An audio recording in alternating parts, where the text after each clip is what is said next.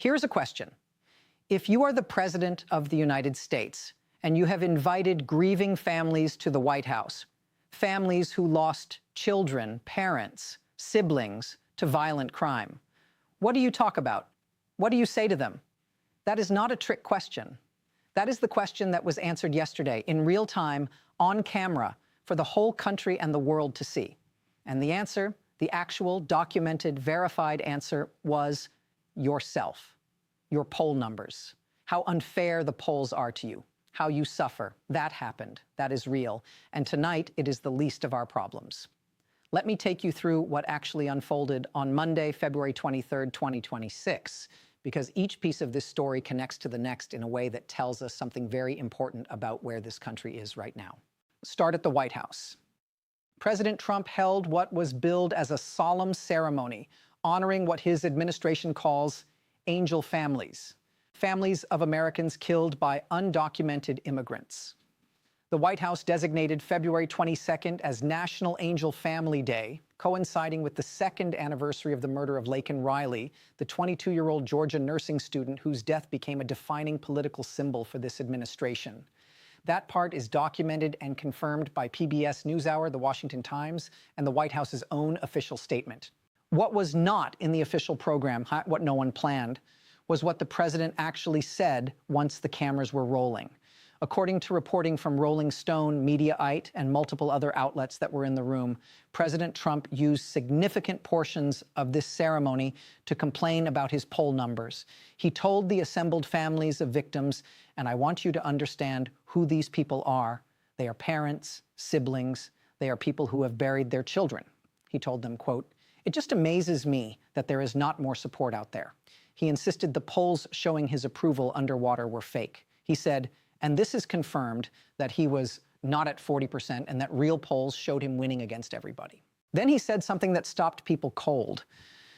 He said, and Rolling Stone confirmed this directly, "I suffer for the country," at a ceremony for families who have actually suffered, who have actually lost someone. He said that he is the one who suffers. Now, here is why that moment matters beyond the obvious awkwardness of it. Because those poll numbers he was dismissing as fake, they are not fake. They are, in fact, historic, and not in the way the White House would prefer. A CNN poll conducted by SSRS between February 17th and 20th, that's a probability-based national sample of nearly 2,500 adults, found that Trump's job approval among independent voters has dropped to just 26%. That is a 15-point decline from where he stood in February of last year, just weeks into his second term, when independents approved of him at 41%. According to CNN's chief data analyst, Harry Enton, this is the lowest Trump has ever been with independent voters across either of his 2 terms in office, the lowest ever. And it is not just one poll. An Economist YouGov survey conducted in mid-February found Trump's net approval rating among independents at negative 40 percentage points, 27% approving, 67% disapproving. A Washington Post, ABC News Ipsos poll found overall disapproval at 60%, the highest since the January 6th Capitol riot.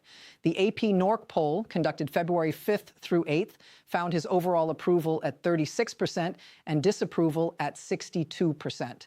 And the Quinnipiac poll found 37% approve and 56% disapprove, the lowest net score in their tracking series for this term.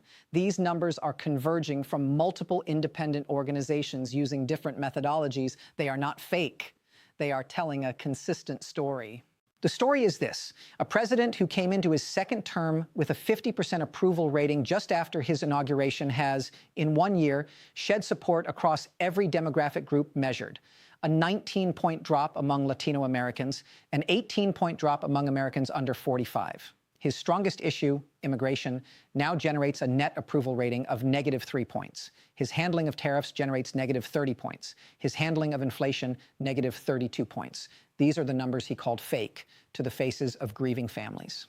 Now, here's where the story gets more complicated, because while the president was speaking inside the White House, markets were reacting to something he had done over the weekend outside of it.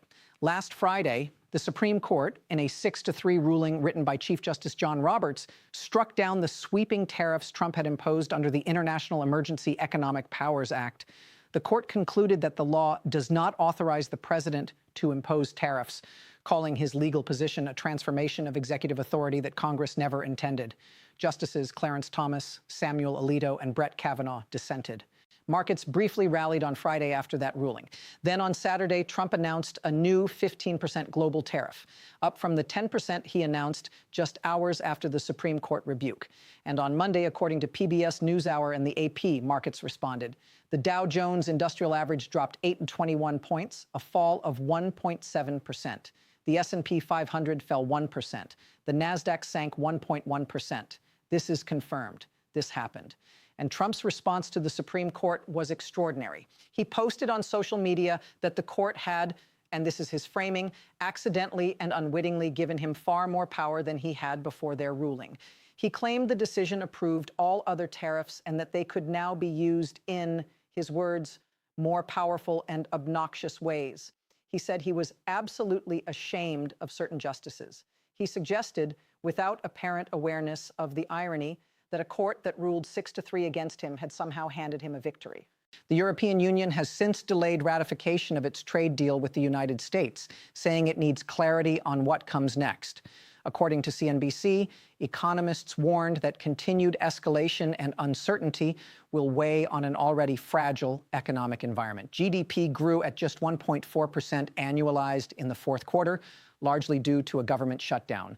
The trade landscape that businesses and trading partners were navigating has now shifted again in a single weekend. And then, separate from all of that, on the same day, there was the matter of Judge Aileen Cannon. Judge Cannon, the Trump-appointed U.S. District Judge in South Florida, who dismissed the classified documents case against Trump in 2024 on the grounds that special counsel Jack Smith had been unlawfully appointed, issued a new order on Monday. She permanently blocked the public release of Volume 2 of Smith's final report on that investigation. The report covers Smith's findings on whether Trump mishandled classified documents at his Mar-a-Lago estate, including allegations that Trump showed off a classified Pentagon plan of attack and obstructed efforts to retrieve sensitive materials. Every prior special counsel, Robert Mueller, Robert Hur, has released final reports. That is the norm. That is the expectation baked into federal regulations. Judge Cannon ruled it would be a manifest injustice to Trump to release this one. The Justice Department, under Attorney General Pam Bondi, did not oppose the motion. Per CBS News and CNN, the DOJ had already determined the report should not be released. So the motion was unopposed because the government and the defendant it was investigating are now aligned. The Knight First Amendment Institute at Columbia University and the watchdog group American Oversight, outside organizations not parties to the original case, have been pressing in the 11th Circuit Court of Appeals to force the release. Their appeal continues.